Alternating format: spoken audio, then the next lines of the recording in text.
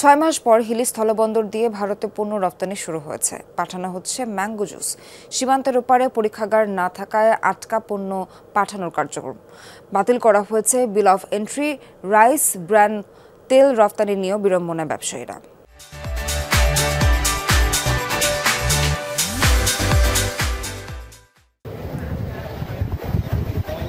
সর্বশেষ গত 16 জানুয়ারি হিলি স্থলবন্দর দিয়ে অপরিশোধিত রাইস ব্র্যান্ড তেল রফতানি হয় ভারতে। এরপর 25% রেগুলেটরি ট্যাক্স আরোপে এই তেলের রফতানি বন্ধ হয়ে যায়। সম্প্রতি 11,650 কেজি ম্যাঙ্গো জুস ভারতে পাঠানোর প্রক্রিয়া শুরু হয়েছে। ইতিমধ্যে 4টি চালান পাঠানো হয়েছে।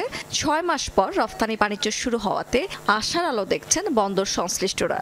একটা বন্দর এবং কাস্টমস এখানে অনেকদিন ধরে ধরেন রপ্তানি ছিল না, হঠাৎ করে রপ্তানি হচ্ছে, এটা আমাদের জন্য একটা আশার বাণী আর কি, যে এতে রপ্তানির মাধ্যমে আমাদের অর্থনৈতিক চাকা সচল হবে। দেশের দ্বিতীয় বৃহত্তম এই স্থলবন্দর দিয়ে ভারত থেকে নিত্যপণ্য আমদানি হয়। বাংলাদেশ থেকে ঝুট কাপড়, প্লাস্টিকের ক্যারেট, রাইস ব্র্যান্ড তেল সহ বিভিন্ন ধরনের পণ্য রফতানি হতো, কিন্তু পণ্য আমদানিতে ভারতীয় ব্যবসায়ীদের অনীহার কারণে রফতানির পরিমাণ দিন দিন কমে আসছে। যে পরিমাণ আমাদের ইম্পোর্ট হইতো সেম পরিমাণ আমাদের এক্সপোর্টও হইতো।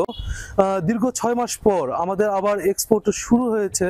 এক সময় এই হিলি শুল্ক বন্দর হতে চিটাগুড়, পাট এবং চিপস অনেক পণ্য রপ্তানি হতো, কিন্তু অনেক দীর্ঘদিন বন্ধ থাকার পর ইদানিংকালে আবার রপ্তানি শুরু হয়েছে।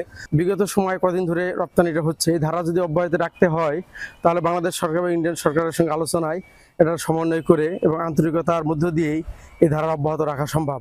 রফতানির উদ্দেশ্যে 29 টন সুপারি হিলি বন্দরে আনা হলেও সীমান্তের ওপারে পরীক্ষা নিরীক্ষার ব্যবস্থা না থাকায় বিল অফ এন্ট্রি দাখিল করেও তা বাতিল করা হয়েছে। অন্যদিকে 1,26,000 মার্কিন ডলার মূল্যের 120 টন অপরিশোধিত রাইস ব্র্যান্ড তেল রফতানির অপেক্ষায় বন্দরে আটকা পড়ে আছে।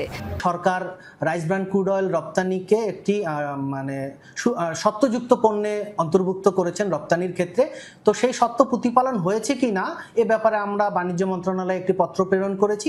বাণিজ্য মন্ত্রণালয়ের ভিত্তিপত্র পাওয়ার সাপেক্ষে আমরা সেই পণ্য চালানটির পরবর্তী কার্যক্রম গ্রহণ করতে পারব।